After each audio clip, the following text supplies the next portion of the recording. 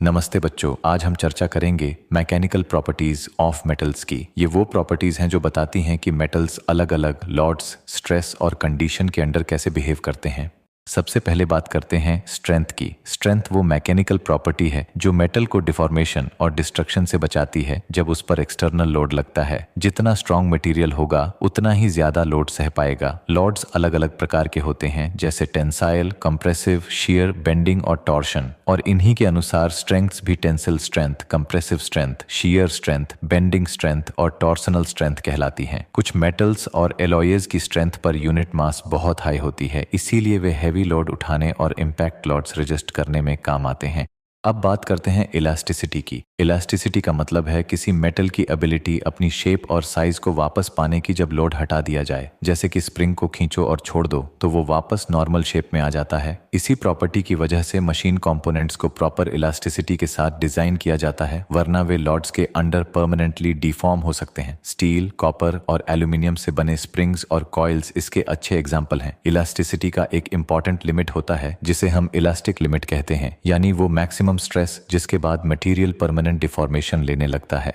Plasticity भी एक important property है। प्लास्टिसिटी का मतलब है किसी मेटल की एबिलिटी नॉन इलास्टिकली डिफॉर्म होने की बिना फ्रैक्चर के। इलास्टिक लिमिट क्रॉस करने के बाद मेटल परमानेंटली डिफॉर्म हो जाता है और अपनी ओरिजिनल शेप और साइज वापस नहीं पाता। इसीलिए प्लास्टिसिटी को इलास्टिसिटी का रिवर्स भी कहते हैं। फॉर एग्जाम्पल, स्टील जब रेड हॉट होता है तो ईजिली डिफॉर्म हो जाता है और वापस अपनी शेप रिगेन नहीं करता। वहीं लीड और क्ले रूम टेम्परेचर पर ही प्लास्टिक होते हैं। ये प्रॉपर्टी मैन्युफैक्चरिंग प्रोसेसेस जैसे फॉर्जिंग, रोलिंग, एक्सट्रूजन और हॉट या कोल्ड वर्किंग में बहुत यूजफुल होती है।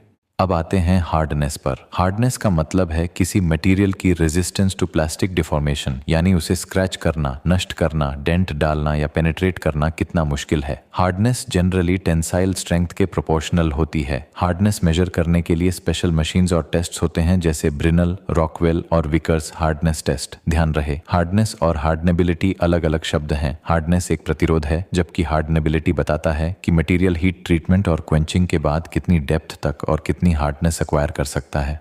डक्टिलिटी भी मेटल्स की एक अहम प्रॉपर्टी है। डक्टिलिटी का मतलब है किसी मेटल की एबिलिटी टेंसाइल लोड के अंडर खींचने की और वायर बनने की बिना रप्चर के। मशीन टूल्स बनाने के लिए मेटल्स में पर्याप्त डक्टिलिटी होना जरूरी है। डक्टिलिटी ब्रिटलनेस का ऑपोजिट है। Steel, steel alloy, mild steel, copper, aluminium, tin और जिंक डक्टाइल मेटल्स हैं। गोल्ड और सिल्वर तो सबसे ज्यादा डक्टाइल मेटल्स माने जाते हैं जिन्हें एक्सट्रीमली फाइन वायर में खींचा जा सकता है। मेलेबिलिटी भी एक फॉर्म ऑफ प्लास्टिक डिफॉर्मेशन है। ये प्रॉपर्टी बताती है कि कोई मेटल कंप्रेसिव लोड के अंडर फ्लैटन होकर थिन शीट्स या प्लेट्स में रोल हो सकता है। मशीन टूल कंपोनेंट्स मैन्युफैक्चरिंग के लिए मेटल्स में पर्याप्त मेलेबिलिटी होनी चाहिए ताकि डिजाइन के हिसाब से उनका साइज और शेप बदला जा सके। Copper, aluminium, gold, wrought iron और माइल्ड स्टील अच्छे मेलेबल मेटल्स के एग्जाम्पल हैं। अब टफनेस की बात करें तो ये प्रॉपर्टी बताती है कि कोई मटेरियल कितनी एनर्जी अब्जॉर्ब कर सकता है फेलियर या फ्रैक्चर तक। टफनेस का मतलब है बेंडिंग, ट्विस्टिंग या टॉर्शन लॉड्स को सहना और इम्पैक्ट रेजिस्ट करना। टफनेस मेजर की जाती है इम्पैक्ट टेस्ट से, और ये प्रॉपर्टी ब्रिटलनेस के बिल्कुल ऑपोजिट है। मैग्नीज स्टील, रॉट आयरन और माइल्ड स्टील टफ मटेरियल के अच्छे उदाहरण हैं। ब्रिटलनेस की बात करें तो टफनेस और डक्टिलिटी का उल्टा है। ब्रिटल मटेरियल्स बहुत आसानी से फ्रैक्चर हो जाते हैं बिना अप्रिशिएबल डिफॉर्मेशन के। कास्ट आयरन और ग्लास इसके अच्छे एग्जांपल्स हैं। मशीन टूल कंपोनेंट्स ब्रिटल नहीं होने चाहिए वरना वे आसानी से टूट जाएंगे। जनरली ब्रिटल मेटल्स की कॉम्प्रेसिव स्ट्रेंथ हाई होती है लेकिन टेंसाइल स्ट्रेंथ लो होती है। अब फैटीग की बात करें। फैटीग वो प्रॉपर्टी है जिसमें किसी मटेरियल पर बार बार साइक्लिक लोडिंग और अनलोडिंग होने पर वो फेल हो जाता है, भले ही लोड उसकी अल्टीमेट स्ट्रेंथ से कम क्यों ना हो। फैटीग बहुत डेंजरस होता है क्योंकि धीरे धीरे मटेरियल वीकन होकर फ्रैक्चर कर देता है। इसी वजह से फैटीग को डिजाइन स्टेज में कंसिडर किया जाता है, खासकर high speed arrow engines, turbines और मशीन कंपोनेंट्स के लिए।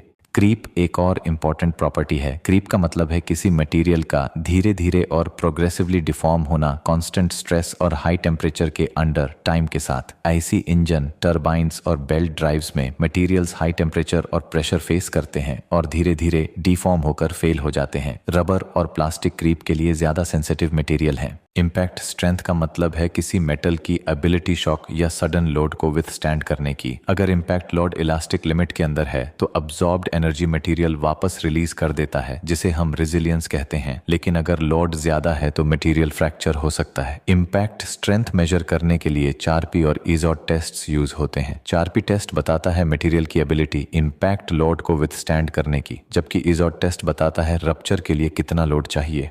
और आखिर में स्टिफनेस या रिजिडिटी। स्टिफनेस का मतलब है किसी मटेरियल की एबिलिटी डिफॉर्मेशन रेजिस्ट करने की विद इन इलास्टिक लिमिट। जितना ज्यादा यंग्स मॉड्यूलस होगा उतना ही ज्यादा स्टिफ मटेरियल होगा। एग्जाम्पल के तौर पर स्टील एल्यूमिनियम से ज्यादा स्टिफ होता है। टेंसिल लॉर्ड्स और कंप्रेसिव लॉर्ड्स के लिए स्टिफनेस को यंग्स मॉड्यूलस मेजर करता है। शियर लॉर्ड्स के लिए मॉड्यूलस ऑफ रिजिडिटी और वॉल्यूमेट्रिक डिफॉर्मेशन के लिए बल्क मॉड्यूलस मेजर किया जाता है।